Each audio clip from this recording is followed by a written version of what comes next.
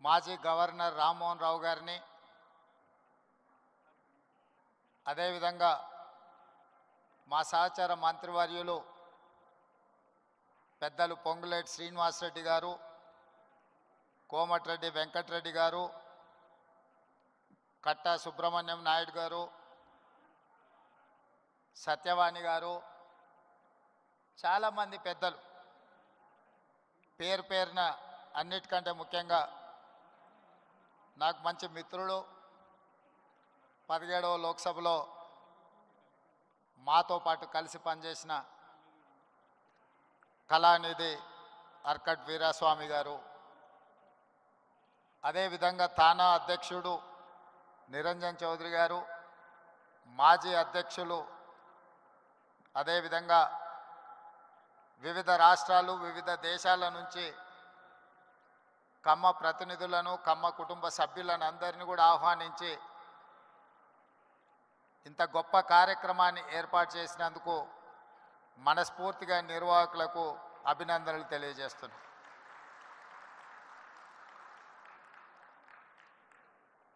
వాస్తవంగా ఈ కార్యక్రమం ఆలోచన 2 సంవత్సరాల క్రితమే రూపుదాల్చింది. నేను మిత్రుడు కుసుమ్ కుమార్కి 2023 కంటే ముందే ఈ కార్యక్రమాన్ని ఏర్పాటు చేయాలి అని చెప్పిన అది కార్యరూపం దాల్చలేదు. ఆ తర్వాత ఎన్నికల తర్వాత జరిగిన పరిణామాలు, ఆ తర్వాత ఖచ్చితంగా ఈ కార్యక్రమాన్ని ఏర్పాటు చేయాలి అని తలంపుతో 90 రోజుల్లోనే ఇంత పెద్ద కార్యక్రమాన్ని ఏర్పాటు చేసి ఇంత విజయవంతంగా నిర్వహించినందుకు మనస్ఫూర్తిగా నిర్వాహకులకు అభినందనలు తెలియజేస్తున్నాను.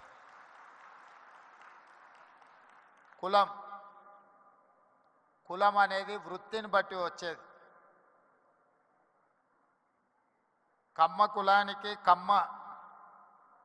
కమ్మ అంటే అమ్మ లాంటి వాళ్ళ అనే ఆలోచన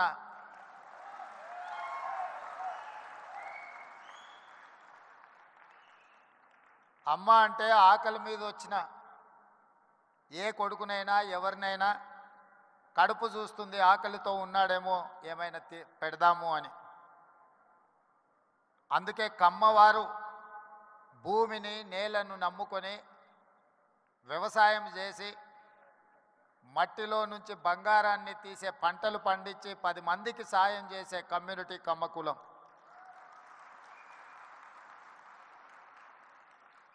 అందుకే ఒక సినిమాలో కొండ మీద అమ్మోరు కొండ కింద కమ్మోరు అని అన్నారు.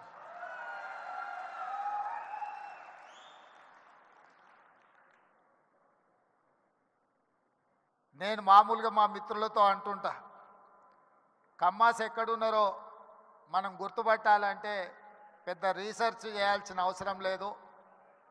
సారవంతమైన నేల, సమృద్ధిగా నీళ్ళు ఎక్కడ ఉంటాయో ఎత్తుకుతే అక్కడ తప్పకుండా కమ్మాస్ ఉంటారని చెప్పి,